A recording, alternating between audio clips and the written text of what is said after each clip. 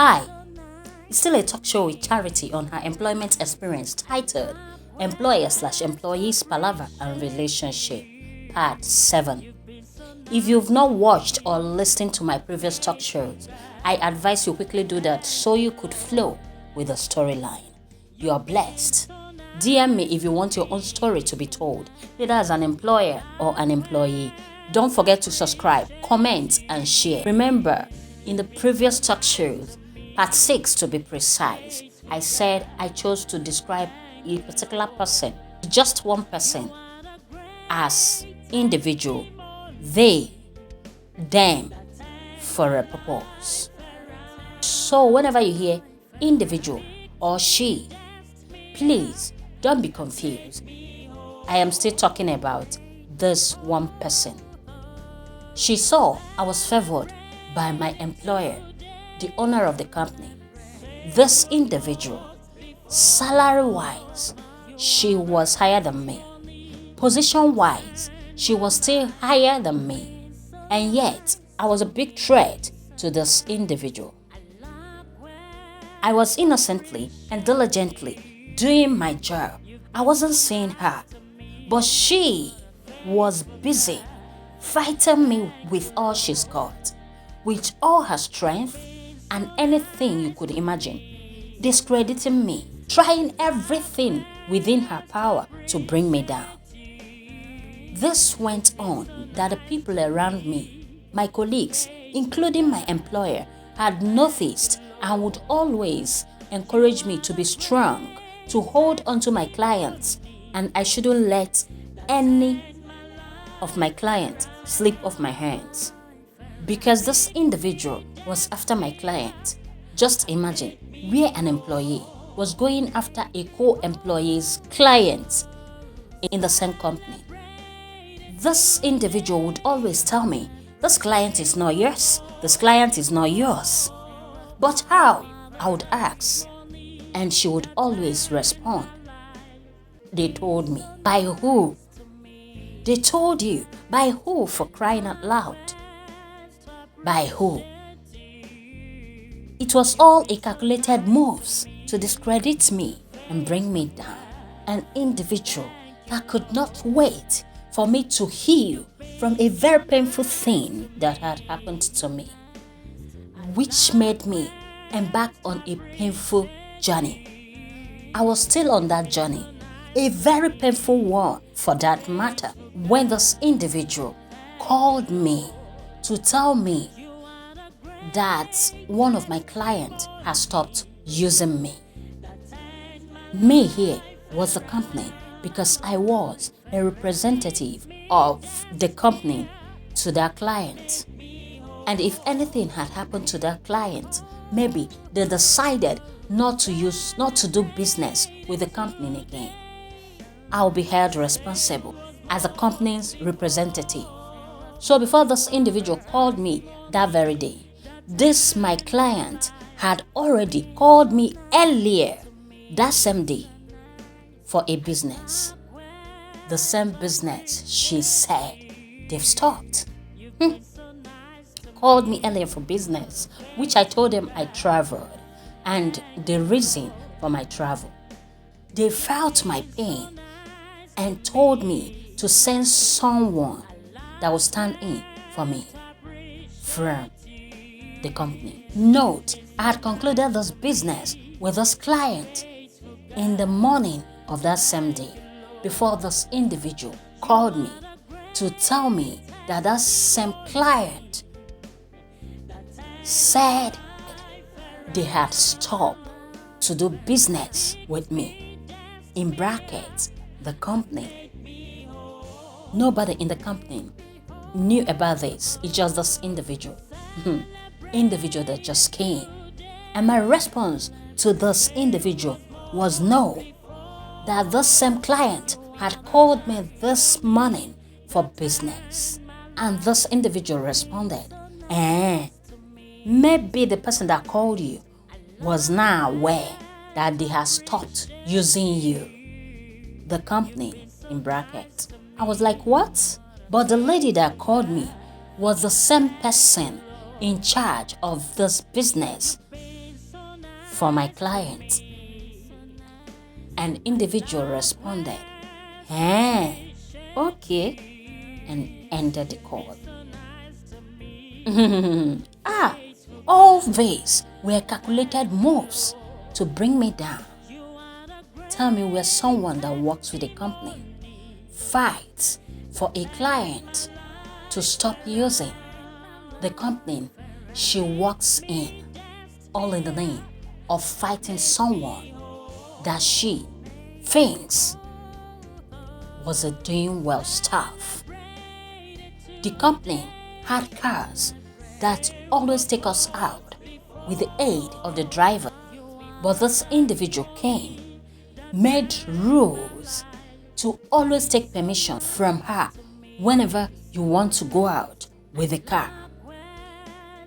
So for me, it's either she approves it or not, just to make sure she limits my performance. Sometimes I don't even go out, even when I had important meetings, just because she did not approve the car to come and pick me from my branch. She would always find one reason or the other not to approve the car for me. Either because I did not take permission on time, or because I did not take permission through the proper way. Maybe I took permission through tests. Maybe I didn't call her, I chatted her. Maybe I didn't write, I don't know. Either one thing or the other, every blessed day. If I think, okay, I've escaped for today, I took permission on time, she will find another reason. She will find one reason.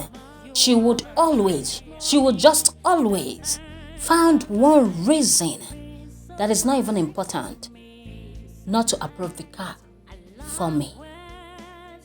Car that the office provided for the purpose of taking staffs out. Then you came. You decided to turn it the other way around, of taking permission before you go out with the car. Oh God, who does that? Then my colleagues and friends whom their car were approved would always find a way to hide and come and pick me, just to make sure I went out for that day. That was how serious and bad it became. And I want to use this medium to appreciate those my colleagues and friends.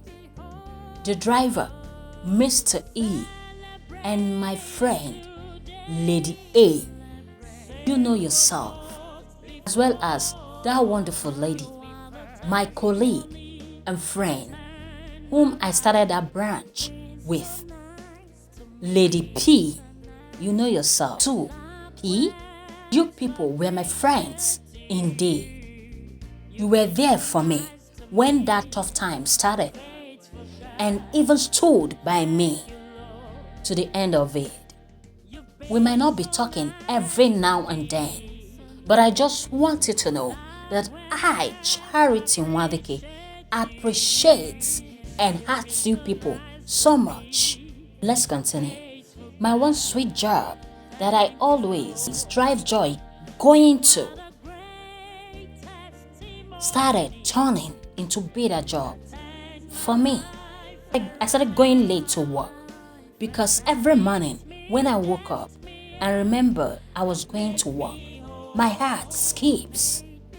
I became a bit discouraged. I stopped thanking God for my job. I stopped praying for my employer and the company. Rather, I prayed to God to help me of this battle that was before me in the company. Oh, my one sweet job, my one sweet and miracle job turned bitter and sour overnight. Stay tuned to know if this bitter and soured phase that crept into my sweet and miracle job continued or not. DM me if you want your own story to be told, either as an employer or an employee. Don't forget to subscribe, comment, share, hit the like button if you got value out of this. Love you. Let love lead. Love is the greatest. Bye for now. Blessings from this talk show, part 7. To my fellow employees out there, you an employee who is opportune to be a leader or a head to your co-employees, is an opportunity. Don't abuse it. And you think the best way to portray yourself a hard-working leader to your employer is by maltreating your co-employees, looking down on them, talking to them without respect, relieving them of their jobs, or being an instrument to why they lost their jobs. Or even stopping any good thing that will benefit your co-employees because you have access to the employer. My dear, you are very wrong, because the above mentioned are not in the character of a good and hard-working leader.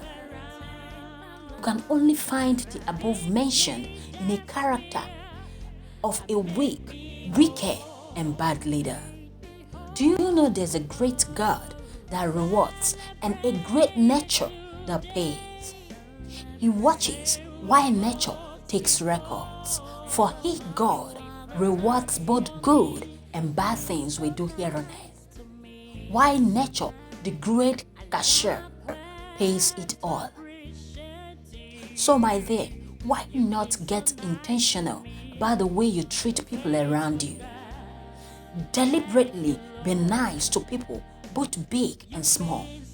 Intentionally be kind to your co-employees, both junior staffs and senior staffs. Nobody knows who will be king tomorrow. Show empathy and wear it, because that is one of the quality among others of a good and hard-working leader. You're blessed.